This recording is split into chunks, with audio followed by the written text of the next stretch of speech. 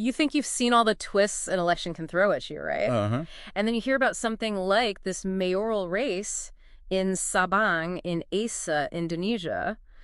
It ended up going all the way to the Constitutional Court. Yeah, it's quite the story. So that's what we're jumping into today. Exactly. This deep dive is all about a ruling from their constitutional court, the Mahkamah Konstitusi, or MK. It concerns the Sabang mayoral election, the Pilwalkot, Okay. and the big headline. The MK actually ordered a revote, a pemungkutan suara ulang. A whole revote. Well, here's the twist. Only at one single polling station. Just one. Yep.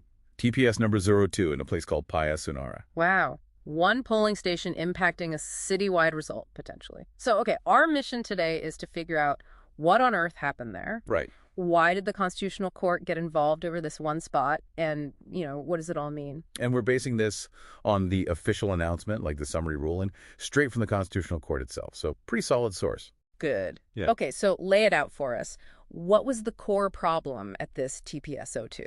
So the issue really boils down to let's say, a procedural slip-up at that specific polling station.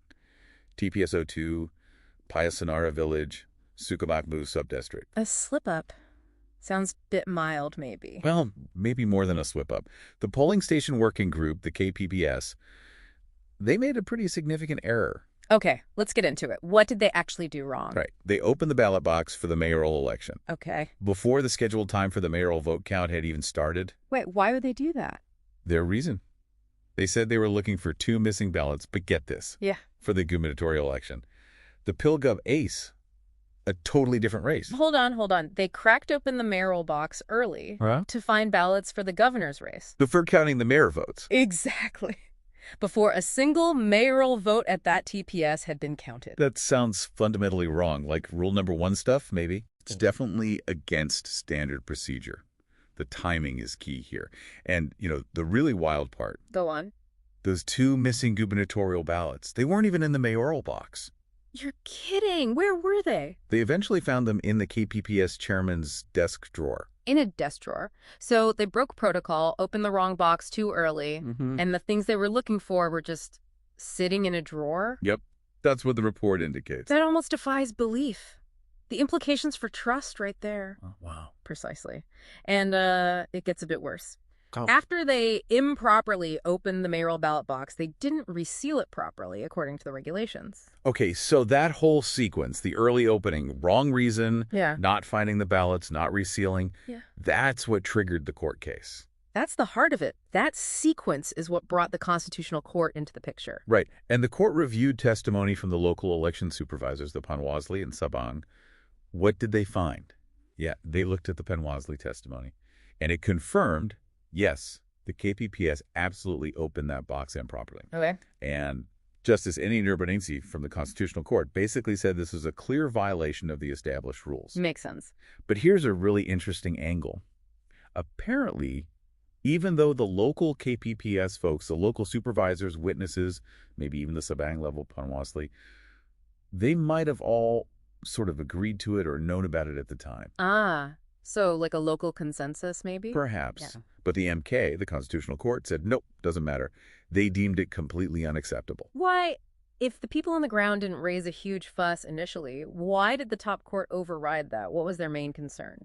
Their primary concern, and Justice Nurbaningsi really emphasized this, was protecting the integrity of the vote. The purity of the ballot. Exactly. To avoid Menseterai Kemurnian Suara Pemilih was the phrase used, basically undermining the purity, the sanctity of the voters' choices. And they pointed to a specific law, Article 112 of Law Number 10 of 2016. That's the big election law for governors, regents, mayors.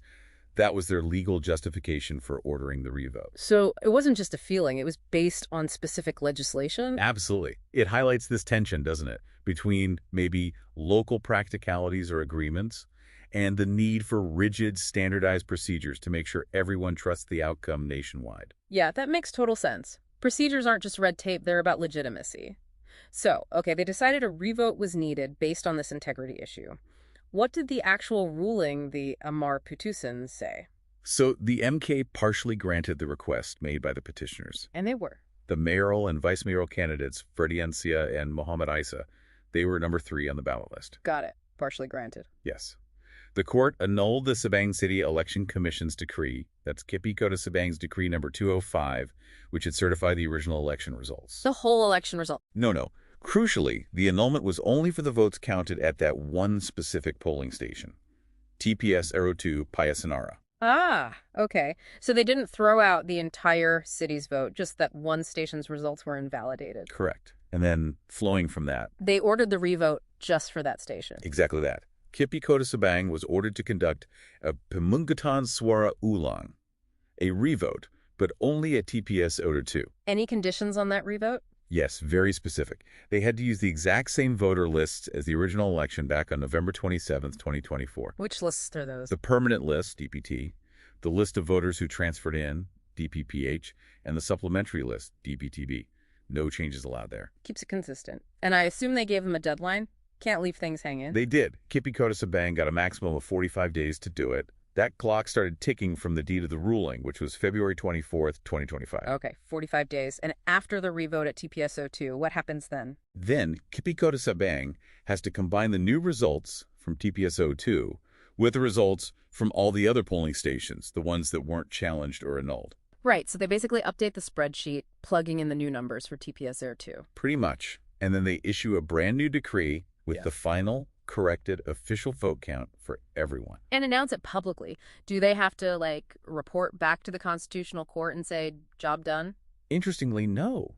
The order specifies they issue the new decree and announce it according to law, but without needing to report back to the MK. The court's job regarding this specific dispute was finished with that ruling. Okay. But the court probably wanted to make sure this revote itself went smoothly, right? Any instructions on supervision? Oh, definitely. They didn't just leave it to the local commission. They explicitly ordered the National General Election Commission, the KPURI. The main body. Yes. To supervise and coordinate with the local Kipi Kota Sabang for the revote. Makes sense. Checks and balances. And same on the supervisory side. The National Election Supervisory Body, Bawaslu RI, and the provincial one, Panwasli Asha, were told to supervise and coordinate with the Sabang City supervisors, Panwasli Kota Sabang. So multiple levels of oversight, KPU supervising the commission, Baraslu supervising the supervisors. Exactly. Layered oversight to try and ensure it's done right this time. What about security? Things can get heated around elections, especially revotes. Good point. The MK addressed that too. They ordered the Indonesian National Police, specifically the S Regional Police and the Sabang City Police, to secure the whole revote process. Okay, so a belt and braces approach. Supervision and security covered. Now let's just rewind slightly. You mentioned the petitioners, Ferdienzia and Muhammad Isa. What were their original complaints back in the January hearing? It wasn't just about the ballot box, was it? No, they raised a few things initially, back on January 9th, 2025. They sort of grouped their complaints into three areas. Okay, what were they? First, they alleged that some voting happened outside the official time limits. Yeah. Too early, too late, that kind of thing. Standard election complaint sometimes. What else? Second, and this touches on TPS-02 again, they claimed voting and counting weren't done according to procedure. How so? Beyond the ballot box issue. Well, they specifically mentioned at TPS-02, they felt the officials rushed the announcement of results, made it hard for witnesses to hear clearly. And they implied that this might have been, intentional bias towards another candidate. Okay, that's a more pointed accusation than just a mistake. Yes. And their third category was about voters allegedly being denied their right to vote. Oh, any specifics? They cited one instance, again at TPS-02, involving a voter who was sick. They claimed KPPS officers actually pre-marked the ballot for this person instead of facilitating them to vote independently. Wow. Yeah, true, that's a serious violation. Pre-marking ballots. Absolutely. Yeah. That's a huge no-no in electoral terms. So they raised issues about timing, procedural fairness, including that rushed count, and voter rights violations like the pre-marked ballot. And initially, they asked for revotes at 6 different polling stations, didn't they? They did. They wanted revotes in 6 locations. But the Constitutional Court only granted it for TPS-02. Why only there, given those other allegations? That's a really key point. It seems the MK found the evidence and legal arguments strongest, or perhaps clearest, regarding the specific procedural violation at TPS-02, the improper opening of the ballot box. So the other stuff, the timing issues, the rushed announcement, even the pre-marked ballot allegation, The court didn't find enough solid proof or legal grounds to warrant revotes in those other 5 places. Apparently not, based on this ruling. While the petitioners brought up those concerns, the court's decision focused squarely on the documented breach of procedure with the ballot box at TPS-02 as the actionable reason for the revote. It's fascinating. So what looks like maybe an honest mistake or at least a clumsy shortcut opening the wrong box early? Yeah. That single action is what ultimately met the high bar for the Constitutional Court to intervene and order a do-over for that specific station. Exactly. It really drives home how critical sticking to the established procedures is. It really does. This whole case is a powerful reminder, isn't it? It shows the role of a body like the Constitutional Court in, well, guarding the gates of electoral integrity. Absolutely. And it underlines that even actions that seem minor locally, or maybe even have some local agreement, can still be overturned if they break the rules designed to ensure fairness and maintain trust in the whole system. These rules aren't just bureaucracy, they're fundamental. They really are. It's about the legitimacy of the outcome. So as you're listening, maybe think about this. How often do we see small deviations from the rules in different parts of life? Maybe shortcuts at work or bending rules slightly elsewhere.